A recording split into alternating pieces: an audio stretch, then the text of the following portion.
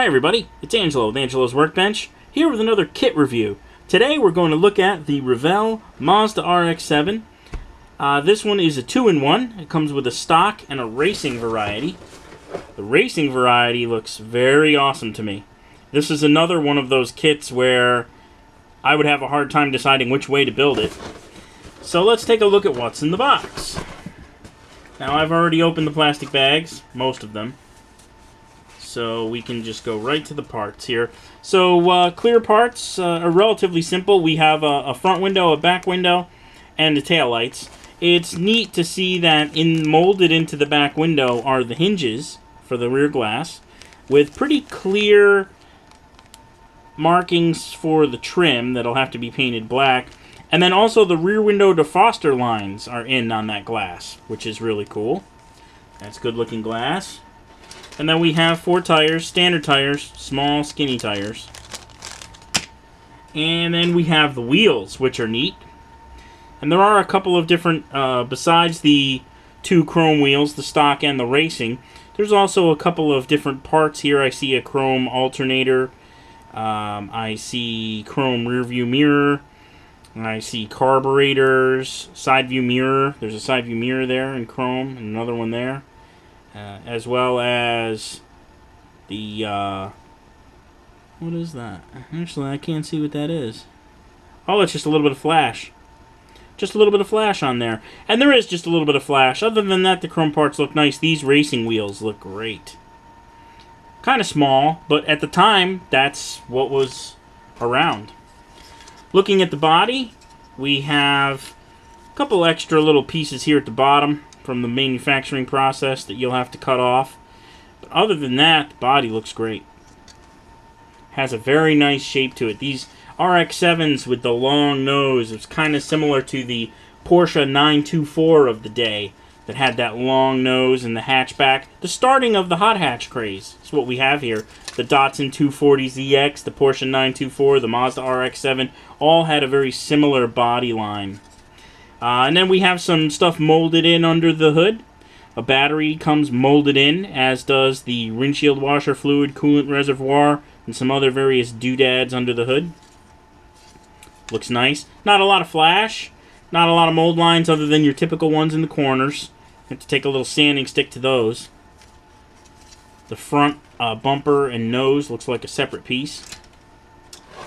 And then we get to... This is rather interesting. So we have the interior pan, which has the boot for the stick shift molded in, as well as the pedals pre-molded in.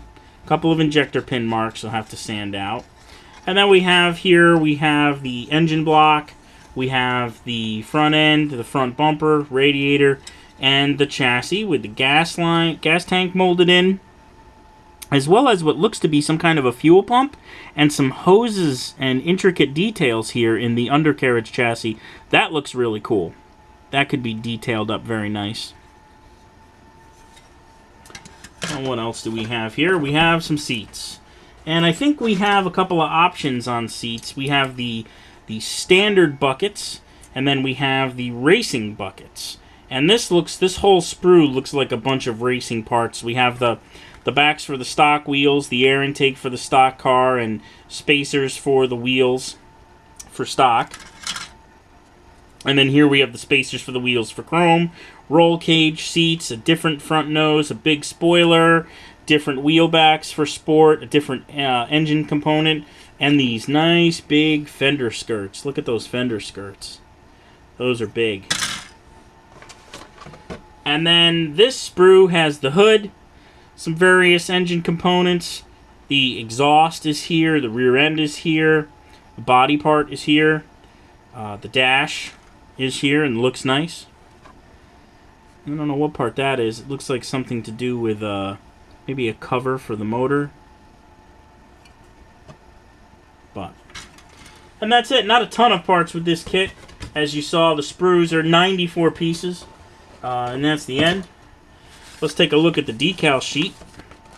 We have racing decals, of course. We have a couple of different options for the gauges on the interior.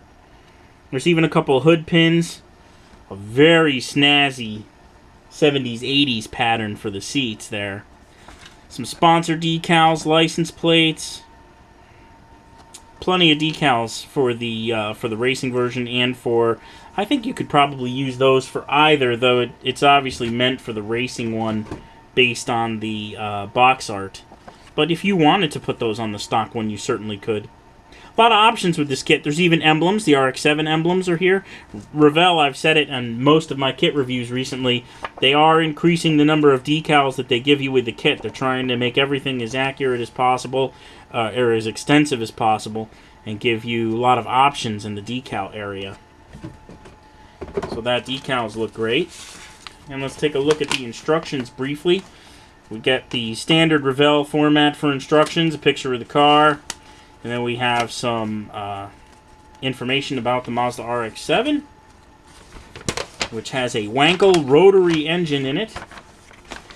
The call out for the paint, standard colors. I don't see anything unusual or crazy there. Then we go into the parts list. As I said, 94 parts, and they're all labeled here. Then we get right into the motor, which looks cool. I've never built a rotary motor for a model kit. This will be a first. And then we go into the chassis. Part of the chassis is actually on the bottom of the interior pan, and part of it is a separate piece, part number 10. That's rather interesting.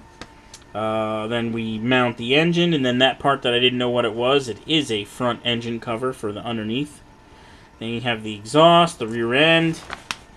Finish up the suspension components, go to the radiator, and then onto the interior. And then again, you're going to start making decisions between, are you building the custom or the racer, or are you building the stock? Same thing with back here on the motor. You had to decide which intake you were going to use, the stock or the racing. The roll cage looks kind of neat. 3-piece roll cage, it looks like. The main hoop and then 2 little bars in the back. And then we get to the body. Start doing the trim on the body. Mount it to the chassis, and then goes all the finish work. Put the front end on then, the underneath, the underskirt. Then it's wheel time. Time to decide if you're going to do the stock or the racing again.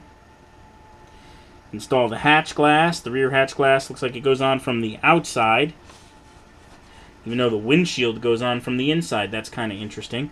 Windshield goes from the inside, hatch glass goes from the outside. Then if you're doing the racing one, it's time for the fender skirts. They look sweet. And then there's a big front fascia that goes on. Then we have the air cleaner for the engine. And then they actually do have a color call out for painting the insulation on the reverse side of the hood a different color. Side view mirrors, and you're off to the races. And then here we have the picture of the stock version with all of your decal placement. It appears that they have an emblem in the bottom left corner. I'm curious what emblem that is. I think it says rotary. So they apparently had an emblem in the lower left corner of the trunk that advertised the fact that it had a rotary engine. Interesting. And then the last page shows the racing version, which is very impressive, especially this front view. Look at these side skirts and this front fascia. That is very impressive. And the single driver side mirror, very race purposed.